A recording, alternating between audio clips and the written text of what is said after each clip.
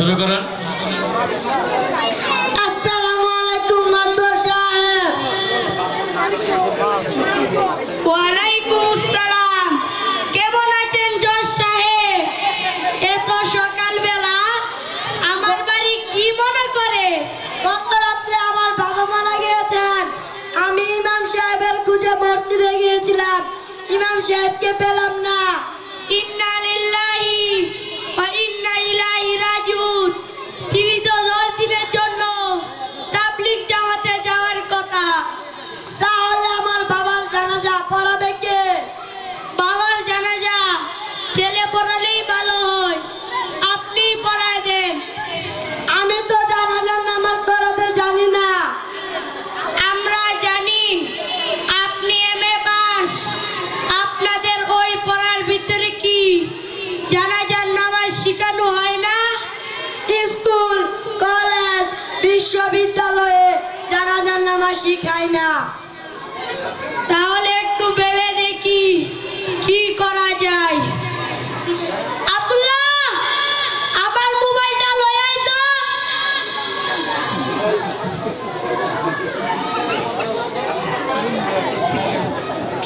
এই রে মাদ্রাসা সাহেব, আপনার মোবাইল। ইমাম সাহেব কে ভুল লাগা। আসসালামু আলাইকুম ওয়া রাহমাতুল্লাহি ওয়া বারাকাতুহু। ইমাম সাহেব, আপনার সাথে মাদাবর সাহেব কথা বলবে। ওয়ালাইকুম আসসালাম।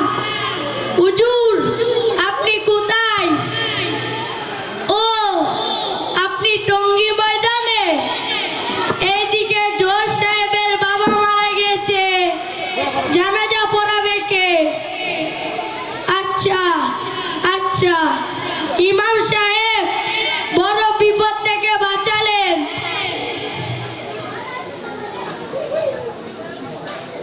আসসালামু আলাইকুম ওয়া রাহমাতুল্লাহি ওয়া বারাকাতুহু। ওয়ালাইকুম আসসালাম। এই ছাত্র, তুমি কি নুরানি মাদ্রাসায় পড়ো? জি, আমি নুরানি মাদ্রাসায় দ্বিতীয় শ্রেণীতে পড়ি।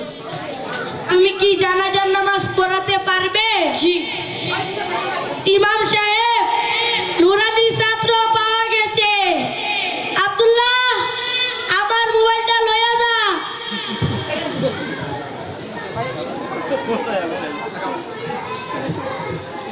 পারবে বাবা তুমি জানাজার নামাজ পড়াতে?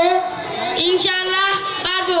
আমি দারুল ইসলাম ইন্টারন্যাশনাল মাদ্রাসার রওজাতুল আতফাল নুরানি বিভাগে দ্বিতীয় শ্রেণীতে পড়ি। আমাদের সিলেবাসে কুরআন, হাদিস, দুআ, প্রয়োজনীয় মাসালা, জানাজা, জুম্মা ও একজন মুসলমানের যে বিদ্যা অর্জন করা ফরজ, সে বিদ্যাও শিক্ষা দেওয়া হয়। এরই পাশাপাশি বাংলা, ইংরেজি, অঙ্ক, হাতে লেখা সহ সব কিছু শিক্ষা দেওয়া হয়।